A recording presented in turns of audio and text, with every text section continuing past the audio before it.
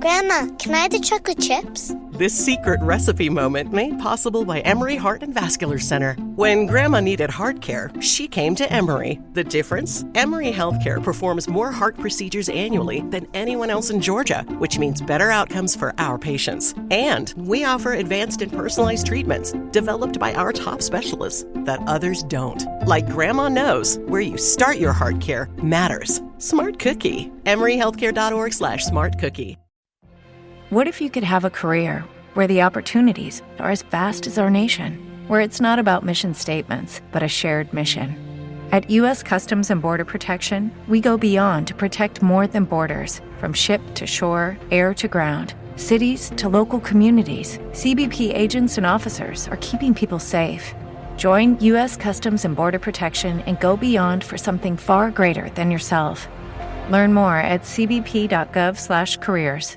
What's the easiest choice you can make? Window instead of middle seat? Picking a vendor who sends a great gift basket? Outsourcing business tasks you hate? What about selling with Shopify? Whether you're selling a little or a lot, Shopify helps you do your thing, however you cha-ching. Shopify is the global commerce platform that helps you sell at every stage of your business. From the launch your online shop stage to the first real-life store stage, all the way to the did we just hit 1 million orders stage. Shopify's there to help you grow. Whether you're selling scented soap or offering outdoor outfits, Shopify helps you sell. Wherever and whatever you're selling, Shopify's got you covered. Sign up for a $1 per month trial period at shopify.com/try. Go to shopify.com/try now to grow your business, no matter what stage you're in. Shopify.com/try. If you own a vehicle with less than 200,000 miles and have an auto warranty about to expire or no warranty coverage at all, listen up. CarShield has a low-cost month-to-month vehicle protection plan that covers more parts than ever. Visit carshield.com/audio to find out how you could pay almost nothing for covered auto repairs. Drivers who activate this vehicle protection today will also receive free roadside assistance, free towing, and car rental options at no additional cost. Get your free quote today at carshield.com/audio. That's carshield.com/audio.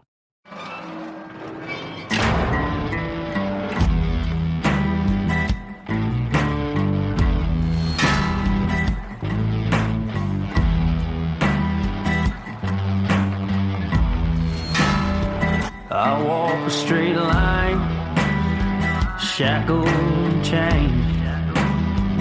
Oh, gruesome Gertie is calling my name. There is no mercy in this penitentiary. Just ask the Hillstring Gang, or Angola 3. I'm here for life, I'm here to die. Inside these walls, inside the wire. And when the wolf cries, I know it's over.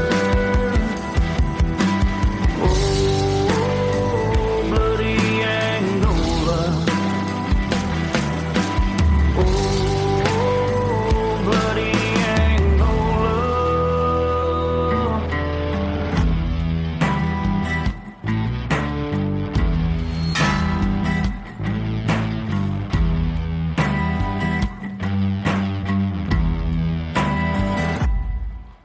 Hey, everyone, and welcome back to Bloody Angola, a podcast 142 years in the making. Complete story of America's bloodiest prison. And I'm Jim Chapman. And I'm Woody Overton.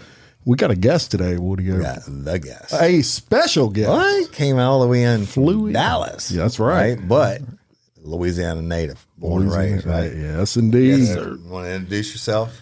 I'm George Thomas, brother of Steve Thomas, the kid that he murdered is convicted of killing. Right. And thank you guys for having me. I appreciate it. Well, we appreciate you coming in. It means a lot. And we always told y'all on Bloody Angola we're going to give you something different.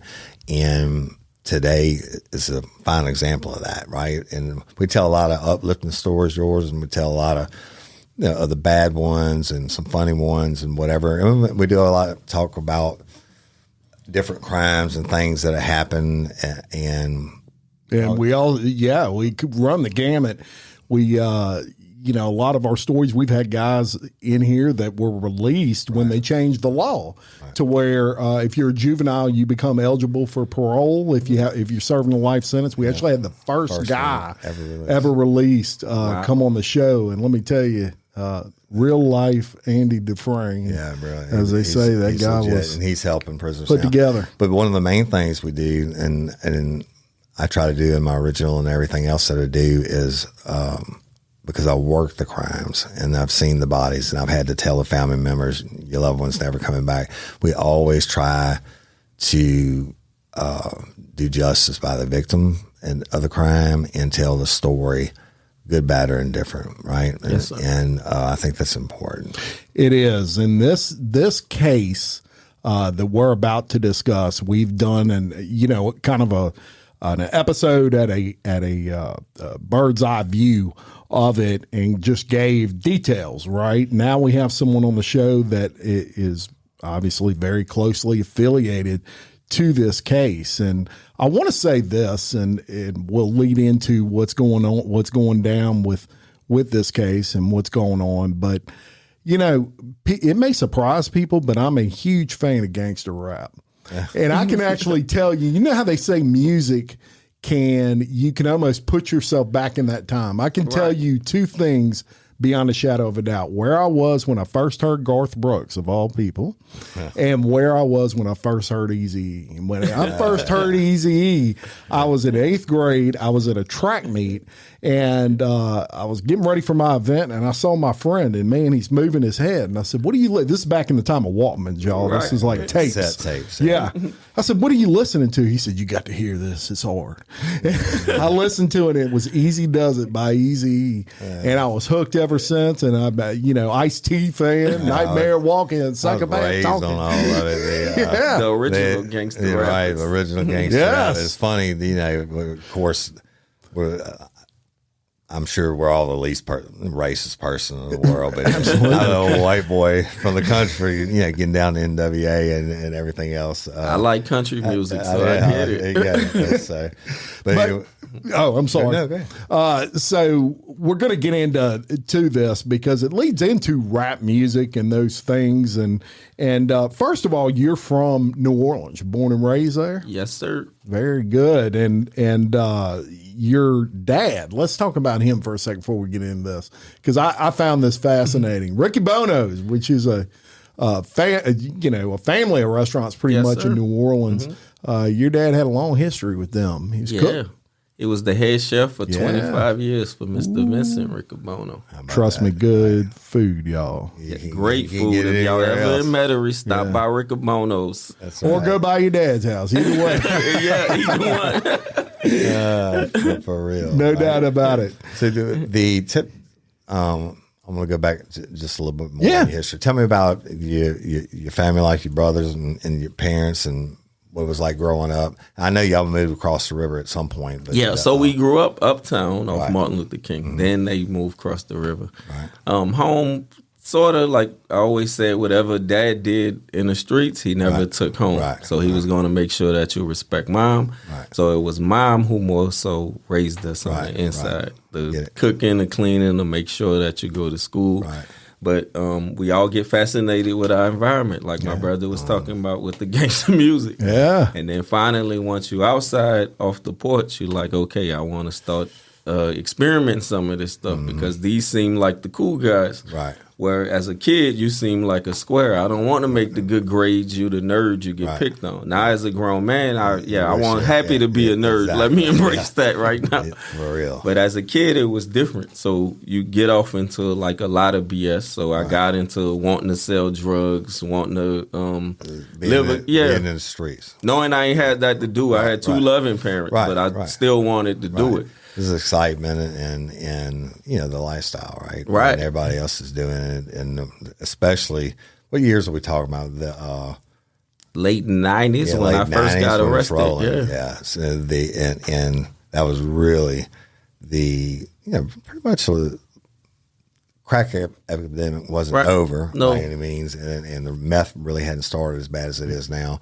But you're out in the streets and Got a little trouble. Yeah, got a big trouble. So yeah, there's no such thing as little trouble, right? Right. Yeah. I was about to make 15 and trying to sell crack by a school zone, and then I get arrested and I get 2 years probation. Okay, yeah, so I get the distribution charge. I get the school zone charge. Yeah. And in my mind, I'm thinking I'm about to get shipped to LTI, to Gladiator School. Yeah, no doubt. That's what I always called it. The training grounds, the college for thugs. Right. But thank God I got probation, and I was kicked out of school. They wouldn't let me come back to school because of that. Right. So I ended up getting a GED, and I ended up graduating like I was 16. So I had nothing else to do. So my probation officer asked me how I felt about the military. Right. So I have an older brother, my dad's son, but not my mom's son. Right. And he had joined Desert Storm. So he always came home with. I was in at the same time. Yeah, 11 Bravo Infantry Unit. I was, well, that's the infantry, and I was a 54 Bravo 20, which was nuclear, biological, chemical warfare specialist. Signed to just to teach them how to use their shit. They're part of my French, their stuff. Yeah. So sorry, we speak French here. Yeah, me too. Okay. So brother would come back, and I was like, I want to do this. Right. I want to do what he did. Right. So it was a Navy recruiter who actually came to the house. Right. And they were like, okay, if you sign up, you come here, you travel, you see the world. They give you the pitch. But I was already sold because of my brother. So I was like, I want to do it. I want to go. In my mind, I was like, don't go. Yeah. And I should have listened. But everything happened for a reason. Right. So I ended up going to Great Lakes, Illinois, where I went to basic. And upon coming home, somebody I had a great bond with, she was a stripper at the time. Yeah. And she told me about this guy that had abused her, raped her, beat her, whatever. Mm-hmm. And she was afraid to tell anyone. You know how the story goes, being an ex-police officer. So I took matters into my own hand, young hothead, and I go over there. And I tried speaking to him calmly, but French words may have came out when I approached him. Right. And he pulls a knife on me. So when he pulls the knife, I take the knife, I stab him, but then I have a gun on me, so I shoot him. Right. He didn't die, but because I had the upper hand and said I did too much stuff, which is true. Yeah. Young hothead. And because of being in the military at the time, I get a federal charge. Right. So I get shipped to Leavenworth until the case is affirmed. I don't know if I've ever met anybody that did time in Leavenworth. Yeah, so I'm here now. Yeah, so that was tough, though. How long were you there for? 8 years. Yeah. And I don't think study prisons a lot, et cetera. I don't think people get the concept of what it's like to be in a military prison. Yeah, it's worse. It's worse than being in Angola. Right. It's because everybody's already military minded. Right. So you come in here and it's like a strategic plan to keep you It's almost like a isolated. running bad boot camp. I was just thinking the same thing. It's like being stuck in basic forever. That's what it is. It's pretty much. Wow. That's crazy. And then once the case get affirmed, they move you to the federal prison because you're under federal. Wow. And how many years? So in Leavenworth, I ended up spending 5.5. Wow. And then I got transferred to Forest City, Arkansas Federal Prison, where I ended up spending the last 2.5 years. Wow. What's the difference between Leavenworth and Forest City? Leavenworth is stricter. Especially back then, it was... I don't know if you guys ever watched the movie The Castle. Oh, yeah. Yeah. But that's how it was in the beginning back then. Because they tore that old prison down, but it was just like that because the prisons are built like Alcatraz. Yeah. So everything is like tear up, and then you get in there and it's still crazy. Wow. Yeah, and you like mentally it'll break you. Break you so down. You got to be strong. Yeah. And first 4 years probably was like hell, man. And that's when I talk to the kids now. That's what I tell them. That the closest thing to hell on earth is being in the prison, being told what to do, what time to do it, on top of trying to protect your own self. Yourself. Yeah. And then in the midst of being like around animals, you become one because Survival, being in yeah. the jungle, right? And you lose a little bit. You know, we've interviewed several that I'm talking done sometime 40, 50 years Right. in Angola and got out. And it's, you know, when they got out, I'd be curious to know if your situation was the same, but things that you would never notice as a free person, when you get out of prison after that long of a stint, something like woman's perfume. You know, one of the guys that came on said, I went in Walmart. It's one of the first things he did with his mom to get get him new clothes and stuff like that. And he said, a woman walked by me and I caught a whiff of that perfume. And I ain't smelled perfume in 30 something years. And I was like, crazy. Oh my God, what is that? You know, it was like using the restroom and at least in Angola, a lot of these guys would keep one leg in the pants and one leg out. That way, if you get jumped and you're on the toilet, you ain't got you don't get tangled up in your pants. And he said, to this day, I still use the restroom like that. Yeah. Like it's just it's ingrained. Part of being institutionalized. Yeah. Yeah, you gotta mentally break that because some of those things are hard. Like you always on alert, and me and my wife talk about that now.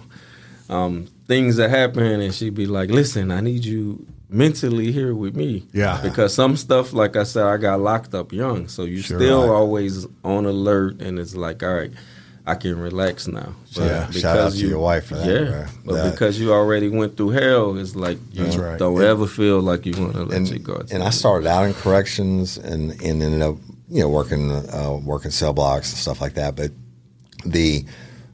certainly my situation wasn't as dire as yours was. But when I got out of corrections, I'd find myself walking up to a door and waiting for somebody to open it for me, buzz it open, pop it, institutionalized, basically. Yeah. And, but yeah, I mean, I'm glad you made it and you're safe, right? And you how was it your mom and dad when you were down federal time? That's a long way. It hurt them. I didn't know how bad it hurt them because as men we don't show emotions. So Dad never showed emotions. He just was always asking me if I was okay and that he loved me. And then Mom, once I started getting programmed into taking the classes and my attitude changed and I would be happier, then she understood that I was okay. So it got easier. But they never had the money at that time to travel. That's what I'm saying. That's a long way. Yeah. I mean, most people don't have the money to travel that far. Wow. Shout out to your mom and dad. But when I got out of the military prison and transferred in a federal prison, it was like we were released. Like it's like night and day. Yeah. So when you get to the feds, and I'm like, why are these guys crying? Like you just came from where I just came from. This is like freedom. Right. Yeah, you got a man over here. Yeah, I was like, what? So and then when I get there, I get baptized. So this is when I first learned to believe in God. Yeah. So when I get there, I was supposed to stay for longer than my stint. Right. But because it was overcrowded, I ended up coming home like a year early. God turned you loose. Right. So I was like, bless somebody else. Awesome. Now, this incident that we're going to get into, this murder of your brother, were you in prison when this occurred? Yeah, I was in Leavenworth when this happened. So let me ask you that, and I'll just say stuff that pops in my head. So I've done like death notifications of like parents and grandparents and stuff like that to inmates or what have you. What was it like? And I certainly don't know about a military prison. If you don't mind talking about when they came and told you what happened and what do you remember? So at first I thought it was like a bad dream. Yeah. So it was my brother who called, the one who was in Desert Storm. So the duty chaplain, the one who actually come get you. And then, so he popped my cell. It's like maybe 2-3 o'clock in the morning. Right. And then he popped the cell, and I wasn't used to that either. Right, especially not 2-3 o'clock in the morning. So I'm thinking other stuff like what's going on. But when I get there, he was like, he brings me out of the unit and on a bench, and he was like, I have something to tell you. And the way he was talking, I knew it was death. I just didn't know who. So I assumed it was my parents at first, one of the parents. He was like, your brother Walter just called here, and your brother Steve was killed. So I was like, what? Like, it seemed unrealistic. Didn't register. Yeah. So they let me call, And then when I called, I can hear my mom screaming in the background. Oh, man. And then it was my cousin who actually grabbed the phone because no one else could talk. And then told me what happened, and I was like, wow, seriously? Like, it was still, like, unreal. Shock, huh? And you're locked up at this point. Right. It's not like, the normal everyday response to that is, I got to go to mama's house, and be with the family. It must have really killed you that you just didn't have that option. Yeah, because sometimes if you got the money, they will let you go home because you got to pay for security. When I say home, transport security. To the funeral. Yeah. Right. But nobody had the money, so it's like you can't go. But they want you to pay for transportation, for the security. Yeah. Wow. So, like, that's what hurt me more than anything. Imagine. But as I got older, I realized it was good because I remember my brother with life in him and not that. Remember the good. Yeah. Wow. And, it came out eventually that C. Murder was the one charged with this, and we'll get into that. Mm-hmm. But for the listeners out there that may not be as familiar as others, if there's some out there, No Limit Records was a label that was started by Master P.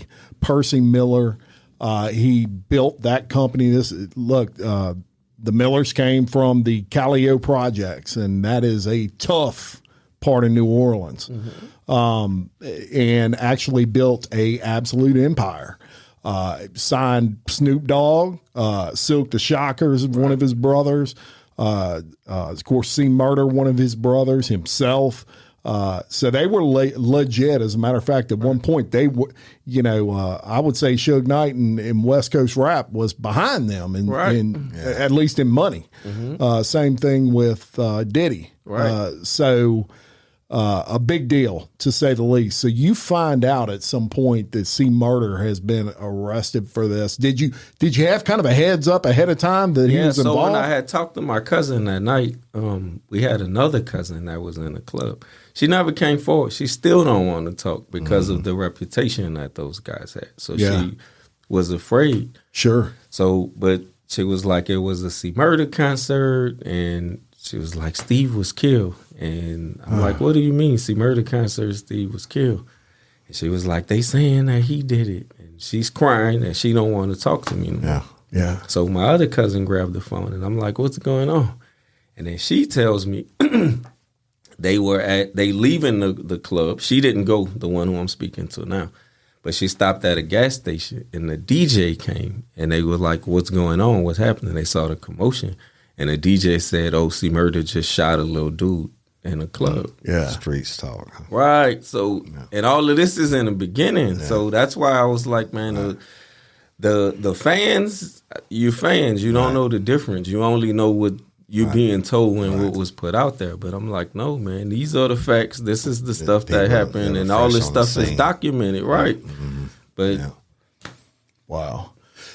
And Grandma, can I have the chocolate chips? This secret recipe moment made possible by Emory Heart and Vascular Center. When Grandma needed heart care, she came to Emory. The difference? Emory Healthcare performs more heart procedures annually than anyone else in Georgia, which means better outcomes for our patients. And we offer advanced and personalized treatments developed by our top specialists that others don't. Like Grandma knows, where you start your heart care matters. Smart Cookie. EmoryHealthcare.org/smartcookie.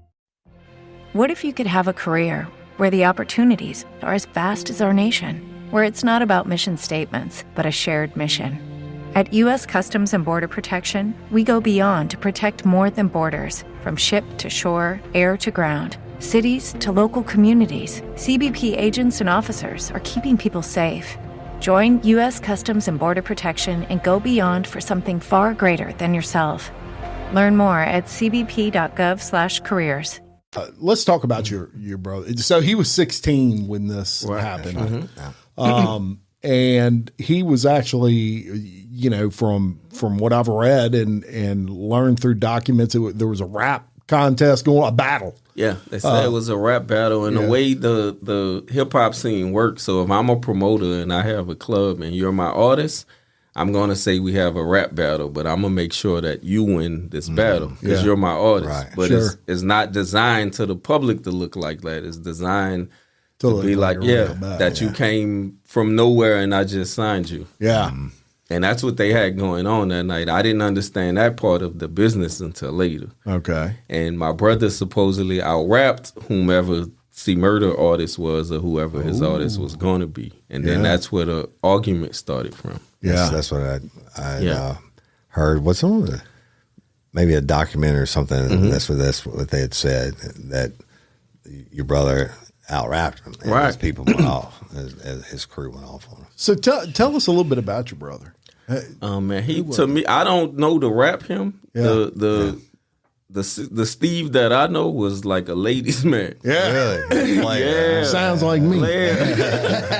So ever since junior high school, and then that era, and I'm like, every time I talk to him, I got this girl. And it didn't matter, black, white, Asian, Hispanic. It was no discrimination on that. So to hear like he was into the rap, it still wasn't a shocker, but it was more so I remember him as a ladies' man. Right, right. Just a guy that wasn't so much of he wasn't living that life per se. Right. He had the S curls, that was the thing at the time with the little baby bangs here, looking like those dance group guys. Let me ask you another stupid question pop in my head, but I like to know about this kind of stuff. So your daddy was full-time chef, right? Mm-hmm. Now, your mama could cook some good food. Right. What was your brother's favorite meal? So he liked me and his meal. My mom's spaghetti and meatballs. Yeah. Dad's gumbo, but mom's spaghetti and meatballs. Wow, that's great. That's awesome. And she did like that.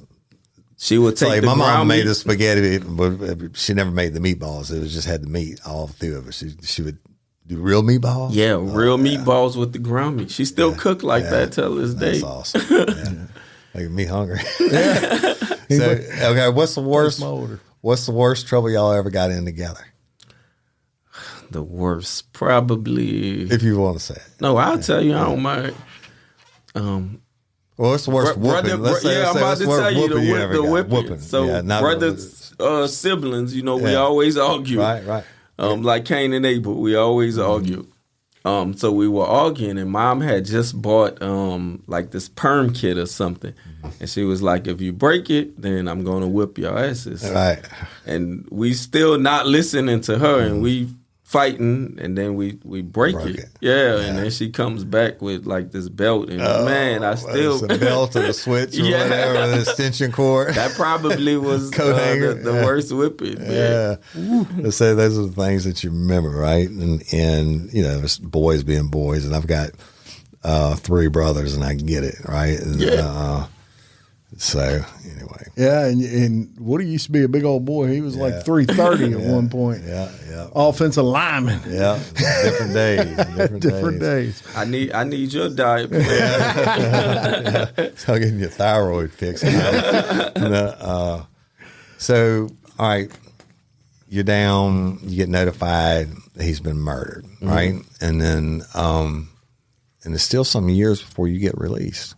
Yeah, five years later. So it's a while. So and I know that I always say that the wheels of justice turn slowly, but can you take us, paint for me like a movie, what happened during this time? So when I first hear, what are you hearing about? Street Murder, talking? When I first hear C Murder's name, I'm like, is this real? Because I'm still unsure, and I know everybody that come to prison got a million stories. Right. So I don't know what's real. So then when I'm watching, MTV was out at the time. You know how they used to do breaking news, right? Yeah. And they were like arrested at the whatever the club was in New Orleans. I think House of Blues, outside the House of Blues. And I was like, wow, it is real. Yeah. So then I'm watching it. And at this time, Master P wasn't the Master P now. I mean by mannerism. Right. So I'm watching it, and he's like, I try to reach out to this family, and this family just want money, and he's saying this on 106 in Park. And I'm like, this guy don't know nothing about us, right? Mm-hmm. So I'm hot, but I'm still calling home trying to see what's going on. He don't get trialed until, I think, a year later or something like that. I think it was over a year. But you know, those. And that was a 12-0 conviction, which a lot of people tend to forget. They still want to harp on the latest 10-2, but the first one was 12-0. Right. Yeah, it wasn't a hung jury. Right. First. Yeah. And then the guy Peanut, when I came home, the one who testified at the first trial, the second trial as well, he told exactly what happened before anyone else would talk. Yeah. So you're still down. And the trial comes up. What kind of coverage could you get on it other than like through family over the phone? Yeah, that's what it was. Family over the phone and what the news was, what MTV and BET was watching. And I honestly, and I'm going to be honest, because my mindset was like, I'm thinking, OJ, like you got money, you're going to walk. The whole world believes you did it, but you're going to walk. And that's what I was thinking. Yeah, certainly he had the money and the backing, but it wasn't the case. Correct. Right. So after the conviction, and then they telling me that the guys who testified and everything that happened, and then I was like, okay, it's over. But then it wasn't over, because then it gets a retrial, and I'm like, how does this happen? Yeah, that's where the money stuff comes in. So, right. And how did that happen? That happened from Master P in a nutshell. Yeah. But what happened legally was the judge, Martha Sassoon, said that the DA was withholding evidence that the witnesses had a dirty background, speeding ticket or something, and one of them was facing another charge. So she said because that didn't come to light, that's a Brady violation. Right. And, she's saying that had the defense had that in their it would have been their ammo pouch. They could have used it as he's not a reliable witness. Right. She's not a reliable. Right. And then later she gets in trouble and she had to step down. I don't know if you know her story. Yeah. So everyone already knew she was dirty from that instance. Right. Yeah. And so he gets a second trial, and you're still down, right? Right. No, I'm out for the second trial. All right. Tell me about that. So when I come home, when I first come home, Peanut used to run with my cousin BJ. So Peanut was one of the guys, the witnesses whom everyone's saying changed their story. So he comes to me personally and he said, hey, this is what happened, and tells me exactly what happened. That it was a fight that at the end of the fight, C. Murder raised up his shirt while looking at him as the bouncer. And he was like, hey, you got him. And he was like, okay. And he's looking like this, but steady raising his shirt, and then stands over him and shoot him. Yeah. And it's important to note that, or at least I think it is, originally it was reported that these individuals that jumped your brother in there had CP3 shirts on, hoodies. Yeah. And that is the Calio Project, basically the logo, if you will. So that would point certainly to his group for sure. Well, and then the police during the investigation, I mean, it came out and like I said, the streets talk, and then people said it was his crew. Yeah. And look, C. Murder was already in trouble in Baton Rouge. Right. Club Rags. He actually tried. Do you remember Club Rags? And that was on video. That was on video. Yes. And the only reason it didn't go off was because of jammed. Right. Yeah. You know what I mean? So a couple of instances, and sometimes you do have to consider when you're looking at somebody for a possible murder. Well, what has their behavior been lately? Right. And that incident coming, prior to that was certainly an indication. And then his best friend, Wango, he the one who put all the dots together. Yeah. And he said the same thing that Peanut said. And those two don't run in the same circle. Right. One was a football player.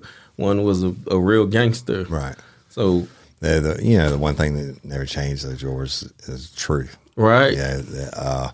And so when you work an investigation like that, and of course it's going to be high profile right off the bat, not because your brother the victim, but because when the detective starts, they're going to be like, holy shit. An 8. That's what we used to call it, an acute political emergency. You're going to get the news hounds. You're going to be under the microscope. it's going to go to trial, and no defense attorney is going to plead their client to life in prison, which is what second-degree murder gets you, and they didn't do it as far. But he was offered 20 years. Yeah, but so that's what I'm saying. If they don't put the death penalty on the table immediately, and the only reason they do that is generally to get it dropped down to second-degree murder without a trial. You just plea out instead of execute me. But then they know if you charge them with second-degree murder, you go on a trial. But the defense attorney also knows, I'm going to get my client a deal, or at least an offer of a deal. And so they offer him 20, and he still got the big head. Yeah, so when they offered him 20, he said, I'm not, his exact words was, I'm not taking shit. I'm not taking 20 minutes. They have nothing on me. Yeah, and then joke was on him. Yeah. I mean, I think that's all comes up. It comes from the upbringing and the lifestyle and thinking that you're untouchable. You get away with the club rags. And the drugging, too, because he had a heroin. Well, they're making the money. More than just spinning a record. Right, the rock star life. Yeah. And there were rumors that night that he was actually drugged out. Yeah, on heroin, right? Yeah. And even now, till this day, I don't know if you guys follow it, but I follow like everything. So Suboxone. So who takes Suboxone? Ex-heroin addict, right? Yeah. And just last month, couple months ago, he shot heroin in Angola. He was in a hole twice. Really? Trying to OD. I didn't know that. Yeah. I saw that this the stuff they never put out for obvious reasons. They had a lot. They still want for obvious reasons. Yeah. That's when he was in a hole and everybody was like, what's going on and what happened? They were saying trying to say that he was trying to commit suicide, but that's what it was. It was the heroin. He was banging heroin, and if that had got out, then Kim Kardashian then wouldn't. Right, and I'm like, why this stuff doesn't get out? Right. Well, when they get out, control media what they want to get out. Right, and it's look, a lot of the proponents against C. Murder didn't do this. The people that say that. They used that 20-year where he didn't take that 20-year plea because he'd be out by now if he would have took that plea. They say, well, an innocent man, that's why he didn't take that plea. He's an innocent man, right? This proves, and I think Woody just brought up a good point, which is arrogance will it'll screw you a lot. And I think he just thought just what he said. You don't have anything on me. And I got a lot of money, and I can fight this thing and not do one day. He's thinking, much less 20 years. Go back to the lifestyle, and he's thinking, my crew's not going to rat on me. I'm not going to rat on them. And witnesses, but they did. They can't take the stand. Yeah, and I was guilty and didn't take a plea trial, so I'm like, that argument is shot. There you go. Don't mean you're innocent, right? Yeah.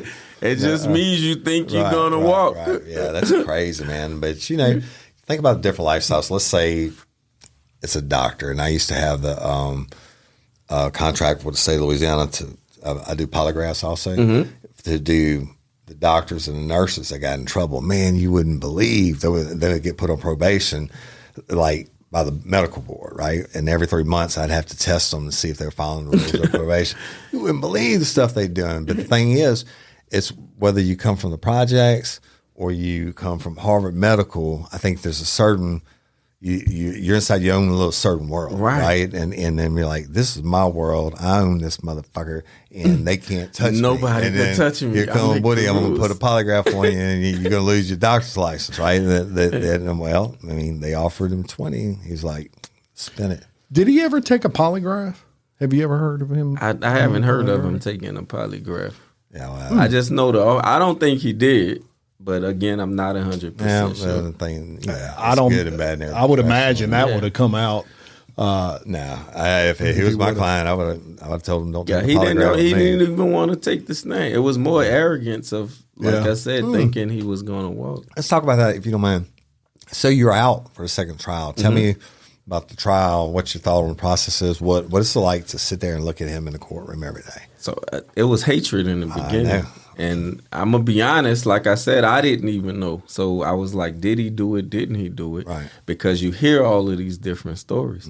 So even with my cousins, I'm like, you would tell me something, but you don't want to talk to the police. And I didn't get. So I was like, let me do my own investigation. Right. So with Peanut telling me what he told me and then Wango saying what he said and taking a plea trial, I'm like, well, this part has to be true. But I still went in unbiased and I was like, I want to hear everything. So the part that really got to me when they were talking about how they jumped him, then I probably would have been on YouTube where the guy get up and jump in court. Like that's the hatred that I had at the time. Right. And it was like so much anger. And you know what? And it goes back to the lifestyle, bro. There's no reason to jump your brother. He was 16 years old. And it, like, what pride do you get out of 5 or however many dudes jumping a 16-year-old and beating him? Like you can't one-on-one. You shouldn't be fighting a kid, but still, but like it takes all of you to do that. There's no shame in having your ass beat by a crew, but then you shoot him out of spite. Shoot him over. But you didn't have to shoot him. He's already down. Right. You stand over and shoot him, and I hate to say this, but in execution style, bro. That's just fucking wrong. I don't care who it is. No doubt about it. Or I don't care. I mean, I don't care how your brother was living. I don't care anybody in the world who it is. Nobody deserves to be executed like that. You know what I mean? Right. And another thing that people bring up when they fight for this to say that C. Murder did not do this is they bring up an individual that admitted that he did the killing. So let's talk about that real quick. Juan Flowers. Juan Flowers, 3 weeks before the second trial, Juan Flowers calls Jefferson Parish District Attorney, or his lawyer calls, and he said he wanted to admit to Juan Flowers killing my brother. So the DA was like, Juan Flowers was already serving a life sentence in Georgia. Yep. So you already down for a murder. Right. So you want to take this one. If you really did it, then okay, we accept your plea, but we want the death penalty because you was already serving life. Right. And then like 35 minutes later, he calls back and says, "Oh no, it wasn't me. I didn't do it. I was just kidding." Yeah. And then of course that. Well, I'm sure he wasn't telling the truth, but the deal being is once you do that, you call in and say, hey, it's this way. And then they were like, oh, yeah, well, then we'll hit you with this, right? Yeah, he said he was trying to derail the trial. No, I was just playing. Yeah. That's exactly what he was doing. And of course, think of the street cred he'd have got if he'd have got C. Murder out. Right. By saying he took the charge. And he had nothing to lose at the time in his mind because I'm already in there for life. In prison anyway. And Georgia life is life, right? So back to the trial part. So you're sitting there, you listen to it every day. Did you stay in when the autopsy and the crime scene photographs? Yeah, I was every day. I was there. A lot of family members get up and leave, or I tell my family members because every homicide victim I have, their families become my family, right? Mm-hmm. And when we go to trial, I'll be like, "Mama, just step outside for a little bit, right? You don't need to see this." But so you sat through all of it. Yeah, I sat through. I wanted to hear it. The hardest part, besides hearing when they jumped him, was when my dad had to get up there and talk. Oh, tell me about that. So he had to get up there and first tell how we were all No Limit fans, right?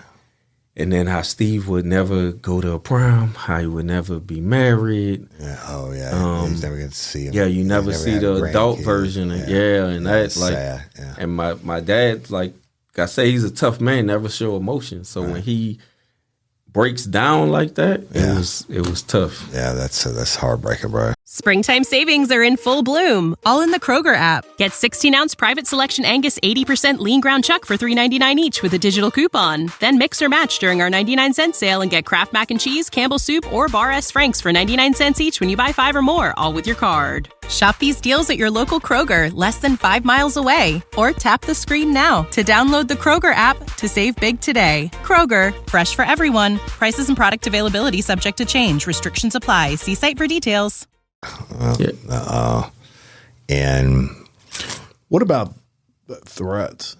One thing with this case that I think about is there were a lot of people that spun stories and then recanted stories and some that were threatened and or claimed they were threatened.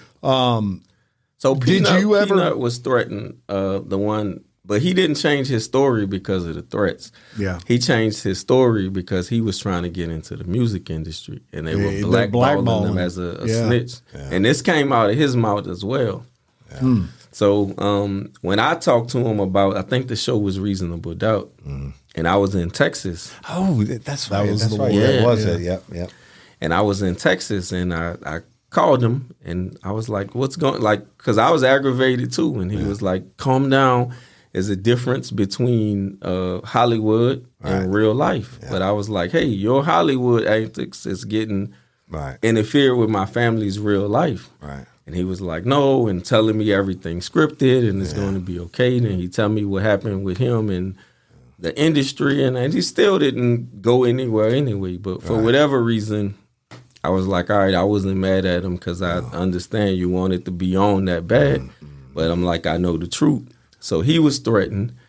And then even after, like I never, and this the first time people who listening will hear me say this part. So his cousin, Peanut's cousin, was murdered in Kenner or Metairie. And he called Jefferson Parish Police to tell them who did it then and all the stuff that happened. So he was working great with the police, but it was just later when all of this other stuff came out, he wanted to make it seem like, I guess he was a C murder advocate. Yeah. And like that's what happened with him. What about personally? Do you because I've seen several of your interviews and things that you've done with like BET and TMZ and some of these people. Were you ever, I almost felt like, because I put myself in people's shoes and I'm like, man, he must feel like he's out on an island. There's so many, he's fighting this big conglomerate in the by beginning, himself. I did. The beginning, I felt like I was out on the island. Yeah. Because the threats come more from, like, the fans. Yeah. The people that know, like, it's no threats for them. And, by the way, none of those people scare me either, so I would never, like, interfere in my life. Woody told me one time if someone's threatening you, they ain't doing nothing. You don't have to worry. People that do stuff don't threaten. And it's all these fake profiles online, so I already know. And then when Mr. Harry Lee was alive, he came to my parents' house personally, right? He was an awesome guy. Dude, man. I love Harry Lee, so I don't care what anybody says about Harry Lee. The man was for right. Right. He was for right. If you did something and got in trouble, that was on you. So don't ever try to make that a race thing. He was he wanted rights and he wanted to get right. For sure. Yeah. And so he came to the house and he said, if anyone threatened you, come here, and you feel like you in harm, like do what you have to do. And he gave my daddy 9mm 45 from the sheriff's office himself, and was like, take care of your family and your responsibilities. Well, and shout out to you for being, I guess you could say, I don't know if you call it the spokesman for your family, but the person, the front face for your family, and taking that on. And because I had to, because I got tired of hearing that C Murder was innocent and C Murder was railroaded. So hearing that for 20 years like takes a toll on a person. And I'm like, maybe they don't know the truth. Maybe they don't know the facts. So let me give them the facts. And like I said, you still have his diehard fans that's going to say he was innocent. But that's just ignorant. Because if you see facts in front of you and you don't want to listen, then your fight is not with me. Your fight is with God and with yourself, because you are dead ignorant. That's right. And let me tell you, Percy Miller, I know a lot. I've done a lot of research on him, and have a lot of respect for him and what he's done in the music industry. And he's a businessman. Now, make no mistake, he's no dummy. He's very smart. He pulled off what I consider a miracle to be able to do what he did, and I got mad respect for him for that. I think C Murder is an amazing rapper. I thought he was great at what he did. Probably the best of them all as far as No Limit was concerned, in my opinion. And I think it's a shame that he ended up where he's at. Right. But that doesn't mean he didn't do it. Right. And don't confuse Percy those now, two things. that's why when I spoke earlier and I say then, Master P now actually reached out personally to me and apologized. So I have much respect for Master P. He didn't have to do that. Right. So he reached out, apologized to me and my family, and also stated that C. Murder is where he needs to be. He said he asked C. Murder who pulled the trigger. C. Murder told him he not a snitch and he got to live on the streets and all of this stuff. He said that's the day he washed his hands with him. So he believed either C. Murder was the trigger man or C. Murder knows who was the trigger man and don't want to talk. He said either way he where he needs to be until his mind changes. That's huge, huh? I struggle to, when you're 23 and you go down for murder, I could see you saying something like that. Right. When you're 43 and you've been in there as long as he has, I don't buy the code anymore. Me neither. And you almost family. 50 and you got daughters that you claim you want to get out here to. Yes, beautiful daughters. I mean, a beautiful family. Right. Brothers. All these things, and you're going to sit in jail for the rest of your life for something that you didn't do because you won't name someone else because of a code. Right, the dumbest thing in the world. I don't buy it either. Yeah, just and I saw his daughters and all that stuff too. And of course, nobody wants to believe their loved one. No, is wanting to do that, even though I'm sure it was a dope fueled. Shitty decision, and probably hopefully it's one that he wants to take back every day. But go back to your brother, bro. Nobody. I mean, he was a fan, right? And got brutally murdered. I'm sure everybody at that time in New Orleans, especially that were in that rap game and or ran with those that were. I'm sure all of them looked up to what No Limit was doing. I mean, that was not a hidden story in New Orleans. That was, hey, we can get out. We can, not only can we get out, we can build empires. It gave everyone inspiration. It's just it really is a total fucking shame that your brother lost his life over this, and all of these other people were impacted over stupidity. Just a seems like a split second decision, or just plain stupid stuff, foolish games that kids play. And so many people have been impacted, and it's frustrating because obviously your brother had some talent. Heck, he's out there out rapping everybody. Right. Pretty boy, wearing them curls, and the ladies' man. And that's the other part that pissed me off, too, when they say, oh, what was a 16-year-old doing in the club? So we were fans. We were fans. Yeah. Come on. Yeah, like anybody would have snuck out that night to get in that club. And this was a teenage club, which people fail to forget. Yeah. I was in clubs when I was 16.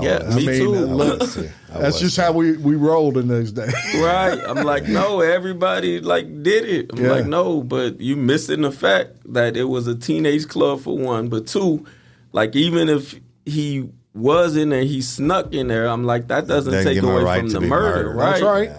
That is absolutely. Well, that's getting lost in the semantics of things and not looking at the facts. And we talked a little bit before the show, but I wanted to impress this point again on air, and that is, to me, when you are in a position like Murder was in, where he had pretty much unlimited money. I mean, he could fight this. As far as he wanted to take it with the best attorneys he could have. And you look at the prosecutors in this case who knew what they were facing, as Woody brought up earlier. This is an acute political emergency. We got to make sure all T's are crossed and I's are dotted. In that situation, if he did not do it, it would have come out some kind of way. Right. If he did it. The only thing that's going to stop him, he had unlimited money. He could have got out even if he did it in a lot of cases. Right. So if he's still sitting in jail, there must have been a lot of evidence there to convince some juries. Yeah, well, the thing about it too, I mean, they got him the mistrial, right? The judge, for whatever reason. And then you go back again. And so you got a double shot and putting on the best defense in the world, with the best money in the world, and it's got more national attention, and you get convicted again. And at that point, you already know the prosecutor's case, right? Because they've already done it. They've once. already showed all the cards. And then, so if you're a defense attorney, and then you go down and you got all your appeals, and you got all these famous people,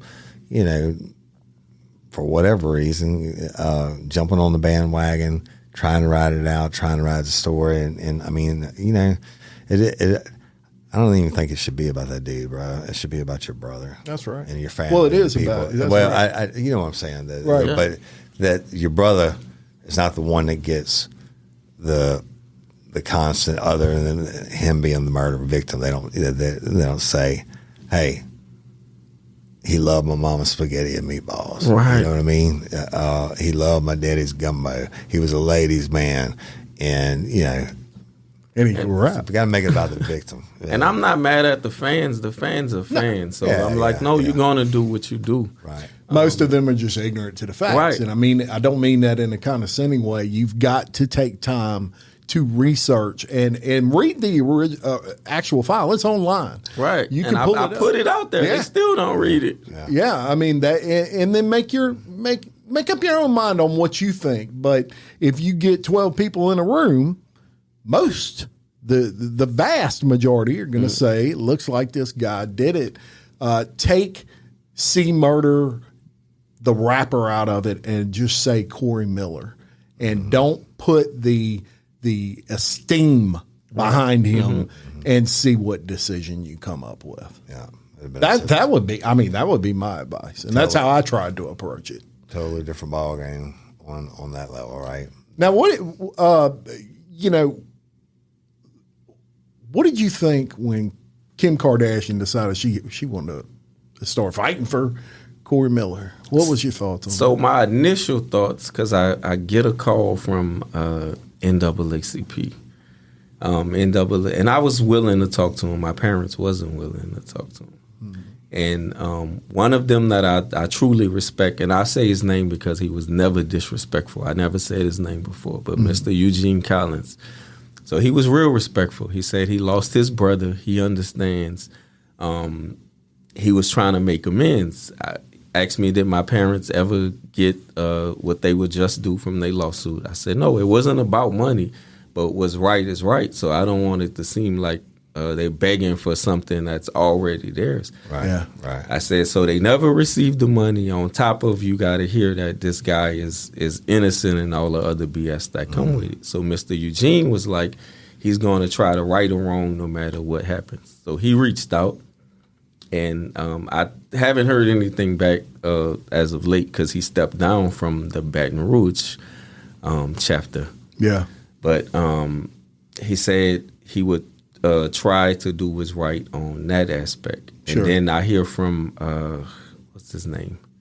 Haley, I think, the attorney. Yeah. I know who you're talking about. Right. So then this guy comes, and then this guy, and I hope you're listening, sir. This guy is like so full of crap, it pissed me off. So he tells me that it's a videotape out there. The same videotape that Wango said he was paid to destroy. Mm-hmm. And I said, well, if it's a videotape, then why won't you give the videotape to the judge, the powers that be? This will free him if it shows that he didn't do it. Right. Even if he was an accomplice with the fight and he didn't pull the trigger. Right. So he tells me that I'm willing to show you and the family the videotape, but I'm not willing to show it to the courts. And it's an attorney, you said? Yeah. Haley? Yeah. Out of Baton Rouge? Yeah. Ron Haley? That's him, Ron Haley. Mm-hmm. So he says that it's a videotape. So I'm like, wait, you willing to show me a tape, which means I'm NIT now, which means it's documented probably to look like that, but you're not willing to show it to the powers that be in order for him to come home? Like, that doesn't even make sense to me. Dog don't hunt. And he said, okay, we can, he can raise enough money to give to your family, but he would need to be out here to raise the money. So I'm like, you're talking to me like I was born yesterday. Right. They want you and your family to come back and say that he's innocent, let him out, give him whatever. Right. Just so you can get a payday. Right. And you know what? And my point was, if it's about the payday, they should have got the payday, whether he comes home or not. But that lets me know that your intentions wasn't pure. Yeah. And that's what like pissed me off more than anything as well. And Mr. Eugene, he stayed respectful. So I respect him the way that he respected me. The other guy was not so. I'm I'm not telling you what to do, but I'm pretty sure I'd be telling the prosecutor. Somebody said they had a videotape. Well, I'll tell you this. I just met Mr. George Thomas today. Woody just met him today. Yeah. But I can tell you that if Mr. George Thomas thought anybody else had done this other than see murder, he would say so. Yeah, I would. I would say you have no. There is no advantage to throwing shade on see murder for you. Right. You want the right man in jail more than anybody. And I even reached out to him. He never responded back for whatever reason. I'm not upset. But I was like, hey, I just want you to know I personally forgive you. I wouldn't be able to talk about this. Right. Yeah. So I said, hey, your fight is with God. Whatever demons you got, that's who your fight with. Your fight is not with me. Right. I said, do right by my parents. Everything else would come right. So, yeah. And you got crickets, I guess. Huh? Yeah, nothing but crickets. Like I said, the only one who spoke nice was Mr. Eugene Collins. And then Percy Miller, Master P, for reaching out, and I have nothing but the greatest respect for Master P for doing that because he didn't have to. Yeah. But the rest of them, I'm like, I don't understand the angle. And then they try to talk about this 10-2 to make it retroactive now, and go back and try. Right, and I'm like, you forgetting that he was convicted 12-0. Right. Like I don't wouldn't get even it. apply to him. Yeah, right. I mean, that doesn't make any sense. But you know. They're going to do their job, which is to try to throw anything at the wall and make it stick to get him out. And, he's innocent, whatever. Yeah. And I have no doubt that he's probably remorseful right now. I honestly do believe that. Yeah, I'm sure every time he wakes up in that bunk in Angola, he's remorseful. That he's remorseful. I'm like, but dude, like just come to terms, man. If you come to terms, it's not only gonna help my family, it's gonna help you as well. Yeah, because you can't run away. Yeah, from the truth. You know, a lot of George people I've put a lot of people in Angola. The ones that wouldn't confess, you know, I oftentimes hope, like on their deathbed or something, that they come to Jesus and give that family the relief. It's never going to take away the pain, but you know, to say, you know what, I did do it.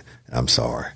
Yeah, and as a Christian man, and you told me you got baptized and saved and everything as a Christian man. I mean, obviously you said that to him anyway. Take care of do right what you're supposed to do by my parents anyway, because you took their son, and I forgive you. And that's huge. But and of course, you know, none of us three were in the club, but the going off of preponderance of evidence.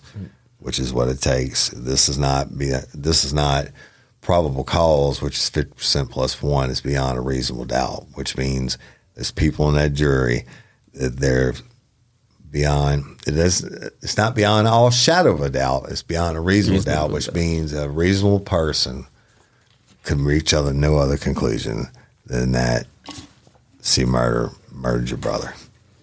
That's right. And but. Shout out to you for putting the human face on your brother. Yeah. Meatballs and Flair. Thank you guys for having me, man. Hey, I'm going to tell y'all something. The George didn't come here making any money today. You came here to do this to tell your brother's story. And that's love. Sir. That's love.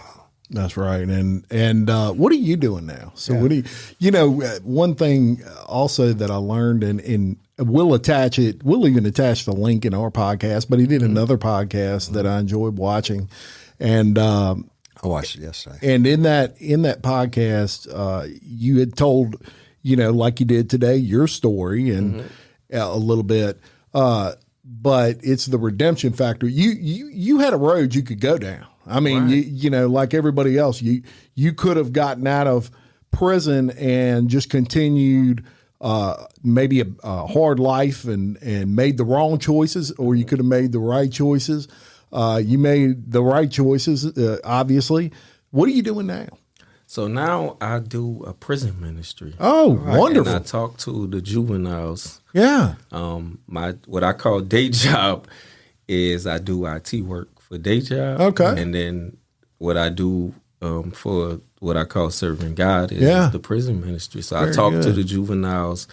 I talk to the guys who come from where I come from so they can understand that it's a difference. Yeah. And especially in jail, that's where your mind has to be made up at, in jail or prison, that you're not going to do it no more. You can't wait until you get out of here. Sure. Which is why they either get out better or worse. It's never in between. That's right. You're right. And if your mind is still on bullshit, then that's what you're going to get out to. That's right. But if it's, okay, I'm never coming back here no matter what, then this is what I want to do. And then you start honoring authority. So the two run hand in hand. And this is what a lot of those kids don't understand. So I said, man, I used to hate police. I used to say, I don't want to listen because this is the bullshit that's fed to you in these inner cities. Yeah. That it's the white man's fault, it's the police fault. No, it's your fault. Go to school, get an education, and get away from here. And once you get a different mindset, that you are okay. Yeah. Hey, George, I worked for the Department of Corrections. Then after that, I was a supervisor at a juvenile detention center, which we all know they don't like to call them prisons. Right. And it wasn't a hug a thug program. They were all down for murder and rape and everything else.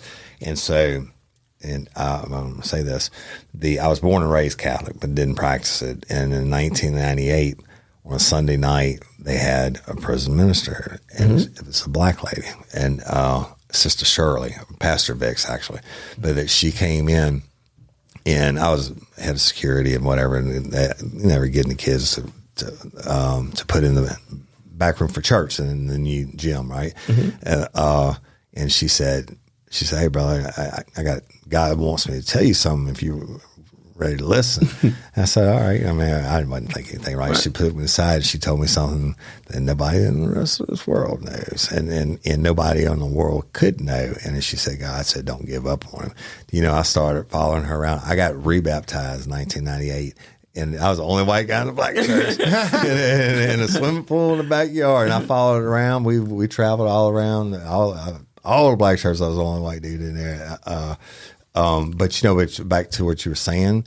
Those kids, and most of them were kids at the time, from 11 to all the way up to 17.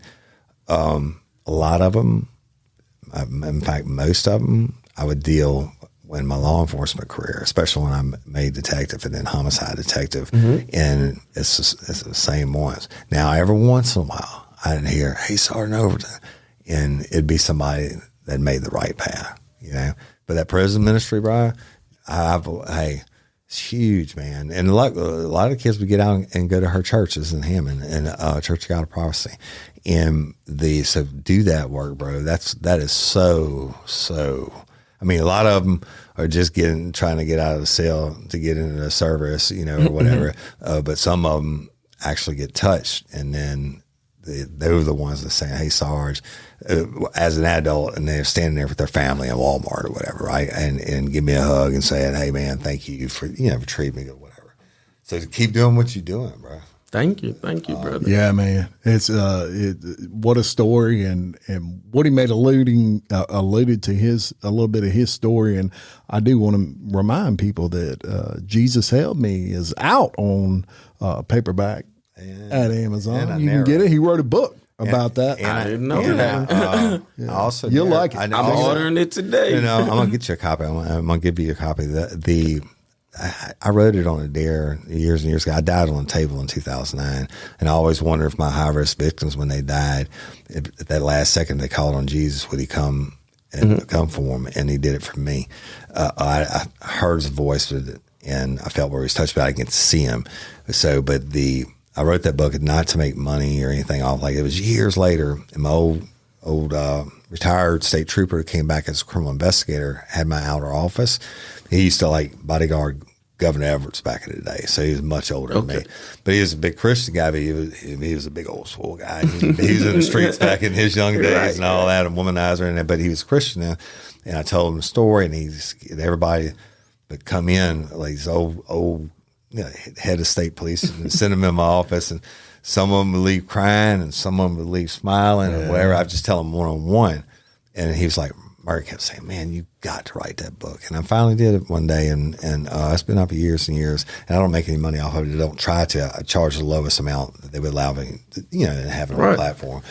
But yeah, I mean, God is real, but the devil's real too, bro. And we all know that. And the devil's a masterful warrior. Amen. And that's what happened, like with this. Like he tried to censor it. And I'm like, okay, I don't want the story. I want the story out there. Let it roll. Yeah. And you know what? Jesus is going to take care of you. That's right. And again, I wasn't there. You weren't there. Jim wasn't there. But it's been proven beyond a reasonable doubt. And our court system may not be perfect, but it's the best in the world.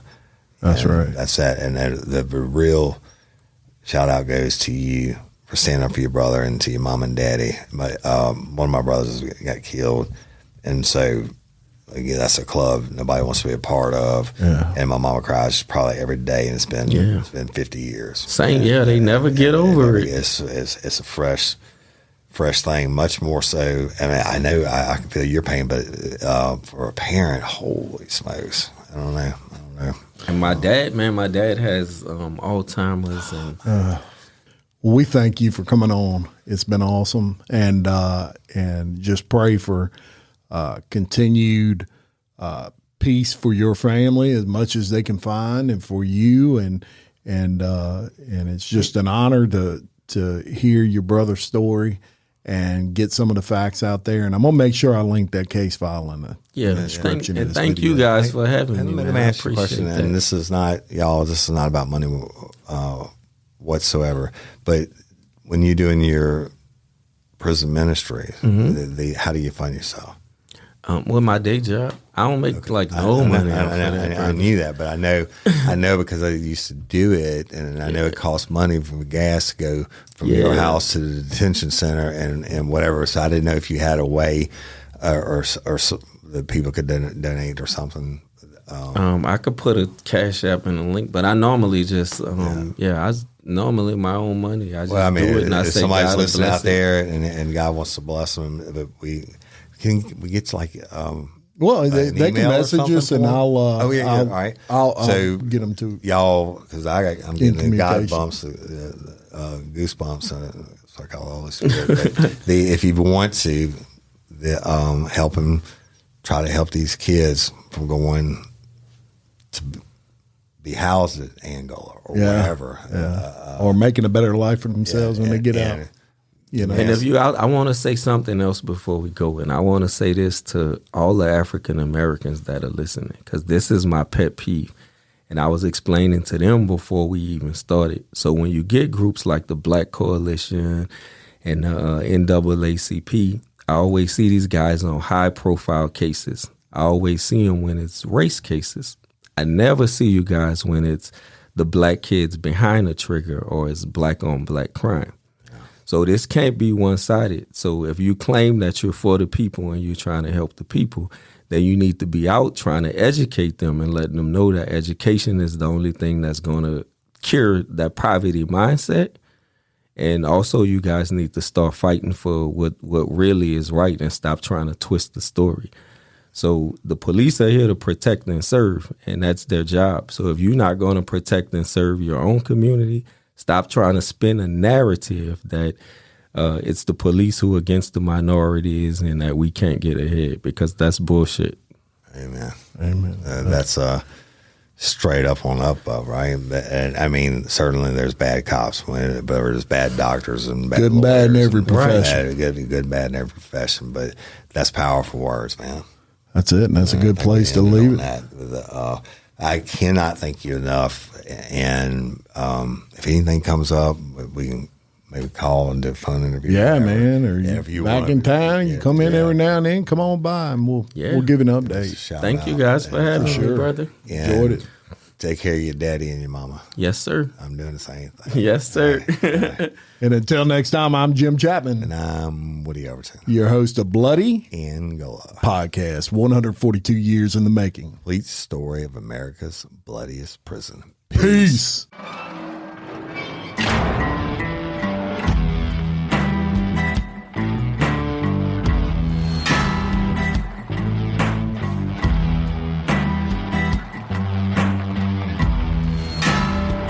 I walk a straight line, shackled and chained.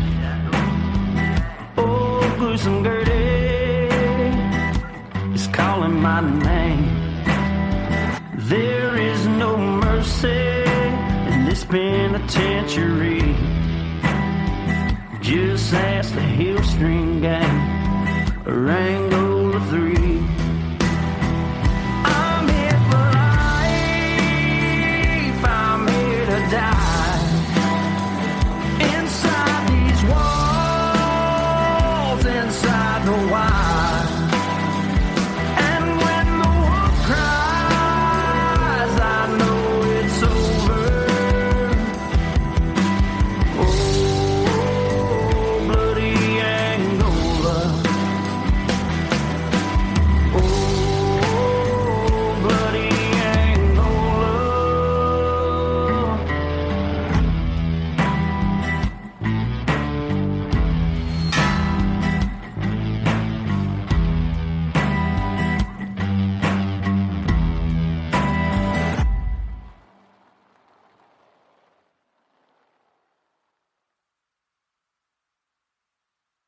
Grandma, can I have the chocolate chips? This secret recipe moment made possible by Emory Heart and Vascular Center. When Grandma needed heart care, she came to Emory. The difference? Emory Healthcare performs more heart procedures annually than anyone else in Georgia, which means better outcomes for our patients. And we offer advanced and personalized treatments developed by our top specialists that others don't. Like Grandma knows, where you start your heart care matters. Smart Cookie. EmoryHealthcare.org/smartcookie. You know how to book flights and hotels. All you're missing is a tool to plan the travel experiences you'll have once you arrive. That's why you need Viator. Book guided tours, excursions, and more in one place. There are over 300,000 travel experiences to choose from, so you can find something for everyone. And Viator offers free cancellation and 24/7 customer support for worry-free travel. Download the Viator app now and use code Viator10 for 10% off your first booking in the app. Find travel experiences for you. Do more with Viator.